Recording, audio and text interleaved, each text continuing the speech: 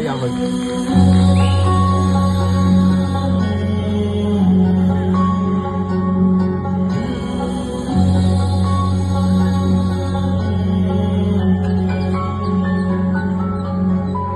ನಿನ್ನ ಕಂಗಳ ಬಿಸಿಯ ಹನಿಗಳು ನೂರು ಕಥೆಯ ಹೇಳಿವೆ, ನಿನ್ನ ಪ್ರೇಮದ ನುಡಿಯ ಕೇಳಿ ನೂರು ನೆನಪು ಮೂಡಿದೆ.